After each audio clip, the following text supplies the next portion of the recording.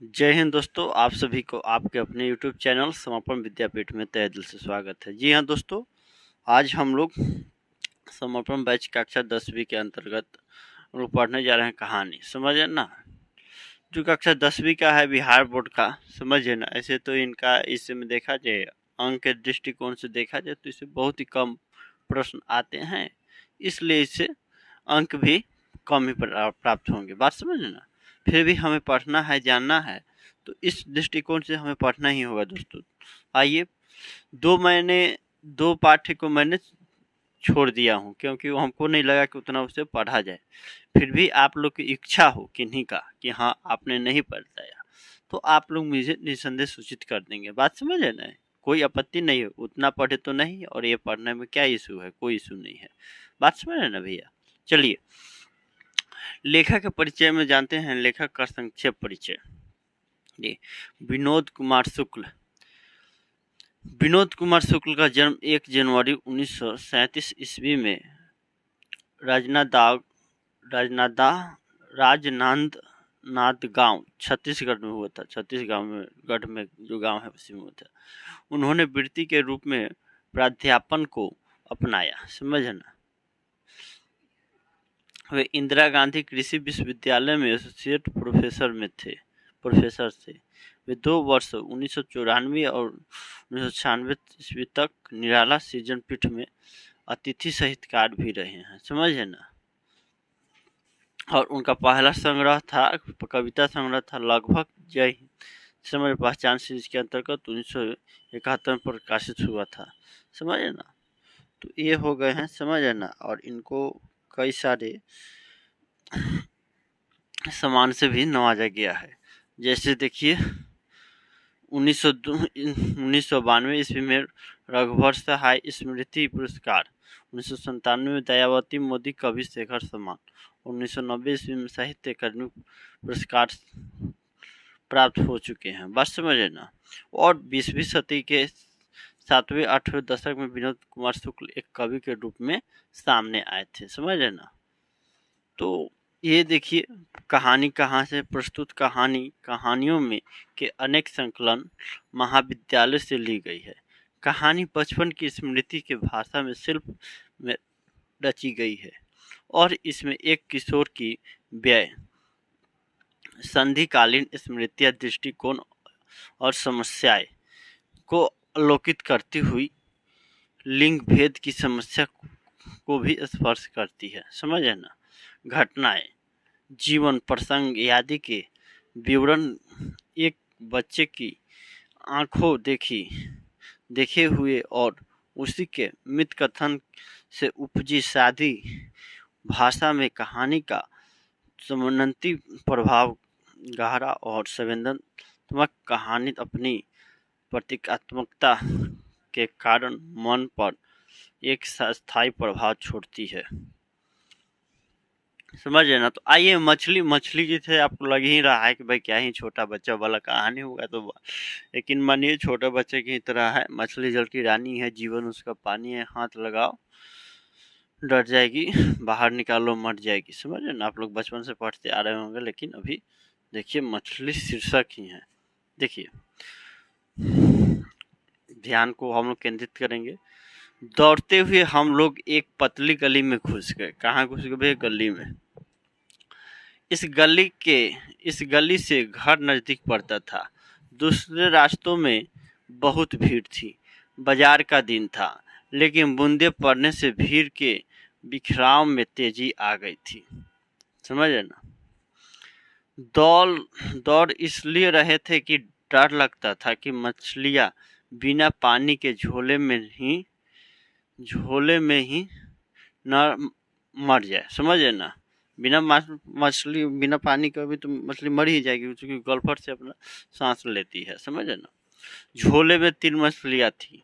एक तो उसी वक्त मर गई थी जब पिताजी खरीद रहे थे। समझे ना। 2 जिंदा थी। झोले में उनकी तरफ के झटके मैं जब तक महसूस करता था, मन ही मन सोच रहा था कि एक मछली पिताजी से जरूर मांग लेगी। समझे ना। फिर उससे कुएं में डालकर बहुत बड़े करेंगे। जब मन होगा बाल्टी से निकाल और खेलेंगे, बाद में फिर कुएं में डाल देंगे। बच्चे खेलते ही हैं, समझ रहे ना। अब जोर से पानी गिरने लगा था। बरसते पानी में खड़े होकर झोले का मुंह आकाश की तरफ फैलाकर मैंने खोल दिया ताकि आकाश का पानी झोले के अंदर पड़ी मछलियां पर पड़े। समझ है ना। उनमें थोड़ी जान आए। संतु भीगने से बचने के लिए एक मकान के नीचे खड़ा हो गया था। समझ है ना, बच्चे अपने दिमाग लगा ही देते हैं। हम दोनों बुरी तरह भीग गए थे। तभी कोई मछली पानी के छींटे पाकर कहीं आसपास किसी तालाब या नदी का अंदाज कर जोर से उछली। झोला मेरे हाथ से छूटते छूटते बचा। हाँ, समझ है ना, पानी गिर रहा है तो क्या दृष्टि हो रहा है, समझ है ना। नहान घर का दरवाजा अंदर से हम लोगों ने बंद कर लिया था। भरी हुई बाल्टी थी, उसे आधी खाली कर मैंने झोले की 3 मछलियां उड़ेल दी। अगर बाल्टी भरी होती तो मछली उछलकर नीचे आ जाती। एक बार एक छोटी सी मछली मेरे हाथ से फिसलकर नहान घर की नाली में घुस गई थी। हाथों से मैंने और संतु ने टटोल कर ढूंढा था। समझ है ना। जब दिखी नहीं तो हम घर के पीछे जाकर खड़े हो गए थे, जहां घर की नाली एक बड़ी नाली से मिलती थी। गंदे पानी में मछली दिखा नहीं। दीदी ने बताया था कि वह मछली इस नाली से शहर की सबसे बड़ी नाली में जाएगी, फिर शहर से 3 मील दूर मोहरा नदी में चली जाएगी। संतु ठंड से कांप रहा था। समझ है ना। ये कहानी है बच्चे के साथ कि कैसे मछली लेके आ रहा है तो उसके मन में किस तरह की खुरपाती हरकतें चल रही है और कैसे अपना काम कर रहा है। माँ हम लोगों को भीगा देखेगी तो मार पड़ेगी। मैंने संतु से कहा कि वह कमीज उतार कर निचोड़ ले, मतलब सुखाने का प्रयत्न करे। कमीज उतारकर हम दोनों ने निचोड़ी। पेंट को मुठिया से दबा दबा कर निचड़ा। फिर हम दोनों केवल पैंट पहने, गोद में गीली कमीज दबाए बाल्टी को घेर कर बैठ गए। जो सबसे नीचे दबी हुई मछली थी वही शायद मर गई थी। समझे ना। दबी मछली को पानी नहीं मिलेगा तो स्वाभाविक है मरने की। फिर भी देखिए, संतु से मैंने कहा अपने ये सबसे ऊपर वाली मछली पिताजी से मांग लेंगे। संतु ने सिर हिलाकर कहा अच्छा। वह बड़े प्यार से मछलियां की तरफ देख रहा था। वह मछलियों है भैया, मछलियां ने मछलियों को छू कर देखना चाहता था लेकिन डरता था। बाल्टी के थोड़ा और पास खिसक कर एक मछली को पकड़ते हुए मैंने कहा संतु तू भी छू कर देखना, नहीं काटेगी। संतु ने इनकार करते हुए कहा मैं तो छू रहा हूँ, मुझे नहीं काटती, यह मछली नहीं काटती, ले छू। संतु ने डरते डरते एक मछली को जो सबसे ऊपर थी उंगली से छुआ। फिर डरकर उसने अपना हाथ खींच लिया। डरता क्यों है कहकर एक मछली को मैंने उठा लिया। मछली मेरे हाथों से फिसली पड़ रही थी। समझ ना, मछली तो फिसल ही जाता है क्योंकि उनका जो शरीर का जो बनावट रहता है। मैंने उसे फिर बाल्टी में डाल दिया। बाल्टी में पड़ते ही वह उछली तो पानी के छींटे हम लोगों पर पड़े। तब संतु चौंक कर थोड़ा पीछे हट गया था। नीचे दबी हुई मछली की आंखों में मैं अपनी छाया देखना चाहता था। दीदी कहती थी जो मछली मर जाती है उसकी आंखों में झांकने में अपनी परछाई नहीं दिखती। देखिए, ये लोग अपना कहते हैं, कितना सत्य है नहीं है तो कभी आप लोग अभ्यास कीजिएगा। बाल्टी में हाथ डालकर मैंने मुर्दा सी पड़ी उस मछली को बाहर निकाला। नहान घर के फर्श पर उसे धीरे से रख दिया। उसकी पूंछ को पकड़कर 2-3 बार हिलाया तो भी उस मछली में थोड़ी भी हरकत नहीं हुई। उसकी लंबी एक बाल की मूंछ छोर से छलेदार बन गई थी। संतु, तू इसकी आंख में झांक के देख, तेरी परछाई इसमें नहीं दिखती। इसमें दिखती है क्या, समझे ना। मछली बाहर फर्श पर थी, इसलिए संतु थोड़ी दूर हट कर बैठा था। मेरे यह कहने से कुछ पास आकर मछली की आंख में उत्सुकता से झांकने लगा और पास से देख, परछाई दिखती है। समझे ना, ये लोग अपना दिमाग का प्रयोग करते हैं, समझ ना, बौद्धिक क्षमता का। मछली की आंख में उत्सुकता से झांकने लगा और पास से देख, परछाई दिखती है। समझाते हुए उससे कहा, दीदी कहती मरी मछली की आंख में आदमी की परछाई नहीं दिखती। दूर से सिर झुकाए मछली की आंखों में झांकता हुआ संतु चुपचाप था, कुछ बोलता ही नहीं था कि परछाई दिखती है या नहीं। तुझसे कुछ भी नहीं बनता, कहकर दोनों हाथों से मैंने मछली को उठा लिया। फिर मछली को अपने चेहरे के बिल्कुल पास लाकर मैंने देखा तो मुझे उसकी आंख में धुंधली परछाई दिखी।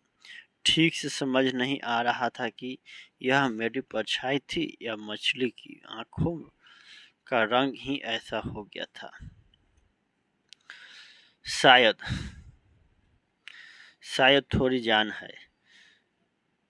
जाकर तू चुपके से दीदी को बुला ला, मैंने संतु से कहा और मैंने मछली फिर से बाल्टी में डाल दी। थोड़ी देर बाद संतु लौट कर आया तो कहा, दीदी तो सही रही। समझ ना, जैसे मरी हुई मछली में अपनी परछाई नहीं दिखता है, मछली के आंख में अभी दिन को सो रही है। मुझे आश्चर्य हुआ, माँ कहाँ है? उस तरफ मसाला पीस रही है। मेरा दिल बैठ गया। चाचा, मछली के लिए मसाला होगा, आज ही बनेगी। दुख से मैंने कहा। कुछ लोग कहते हैं ना कि हाँ आज नहीं बनेगा, कल बनेगा, ये वगैरह वगैरह, अपना। भैया, मछली अभी कट जाएगी, भोलेपन से संतु ने पूछा। हाँ। फिर संतु भी उदास हो गया। घर में मछली काटने के लिए एक अलग से पटा था। पटा मतलब अलग होगा अपने भैया। उस पाटे के ऊपर ही मछली रखकर काटी जाती थी। ईंटा उटा का होगा बना। पाटे में चाकू के आड़े तिरछे निशान बन गए थे, समझ ना। यह पाटा पश्चिम में ड्रम के पीछे रखा रहता था। तख्ता उख्ता जो होता है ना, जिस रोज मछली बनती थी उसी रोज यह पट्टा निकाला जाता था। घर का नौकर मछली काटा करता था। पानी का गिरना बिल्कुल बंद हो गया था। आंगन में आकर मैंने देखा, जिस जगह मछली काटी जाती थी वहीं पाटा धुला हुआ रखा करता था। पास में थोड़ी चूल्हे की राख थी। मैंने सोचा, भग्गू कुएं के पास चक्कू में धार कर रहा होगा। नहान घर का दरवाजा पूरा खुला था। मुझे बाल्टी दिख रही थी जिसमें मछलियाँ थी। माँ वहाँ नहीं थी, शायद ऊपर होगी। माँ को घर में मछली गोश्त बनना अच्छा नहीं लगता था। गोश्त, समझ ना, किसी को घर में देखिए कि मीट मछली से उनका, मांस मछली से उनका ज़्यादा लगाव नहीं होता है, समझे ना।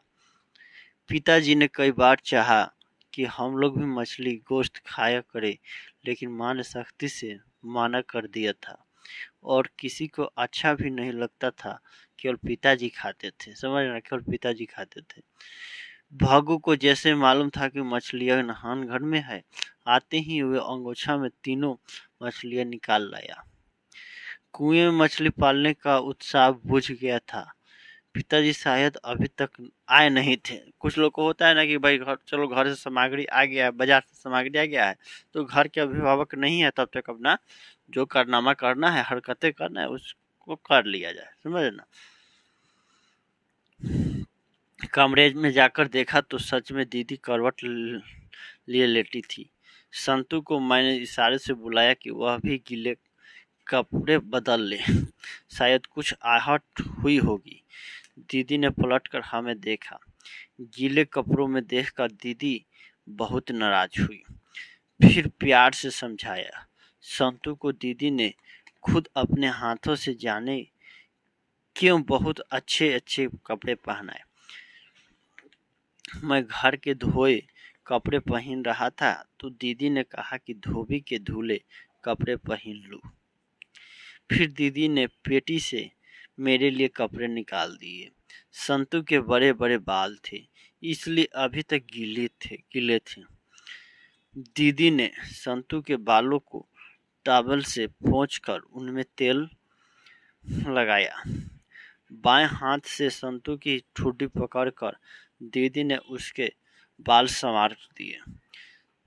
जब दीदी संतू के बाल संवार रही थी तो संतू अपनी बड़ी बड़ी आंखों से दीदी को टकटकी बांधे देख रहा था।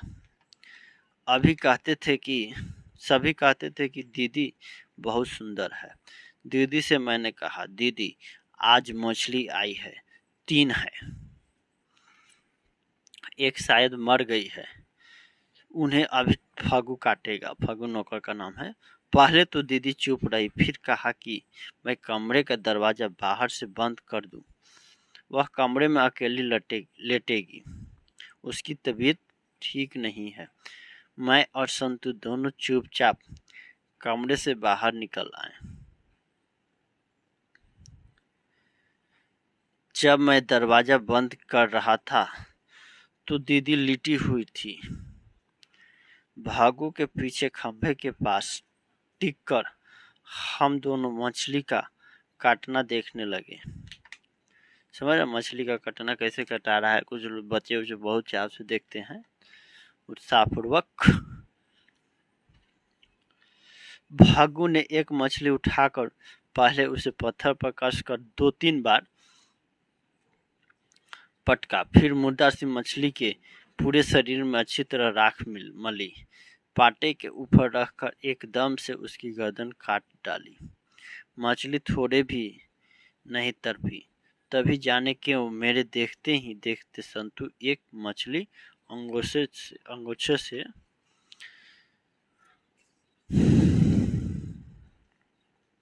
उठाकर बाहर की तरफ सरपट भागा। भागू भी मछली काटना छोड़कर अरे अरे अरे कहता हुआ उसके पीछे भागा। मैं वहीं खड़ा रहा। पाटे में राख से लिपटी हुई सिर कटी हुई मछली पड़ी थी। अंगोछे में जो मछली लिपटी हुई थी उसका धीरे धीरे लहरना मुझे साफ मालूम पड़ रहा था। मैंने सोचा संतू मुर्दा मछली लेकर भागा है। मुझे लगा कि दीदी के कमरे से दीदी की हल्की हल्की सिसकियों की आवाज आ रही थी। धीरे से दरवाजा खोलकर मैं अंदर गया तो देखा कि दीदी सच में अपनी पहनी हुई साड़ी को सर तक ओढ़े करवट लिए सिसक कर रो रही थी। समझे ना।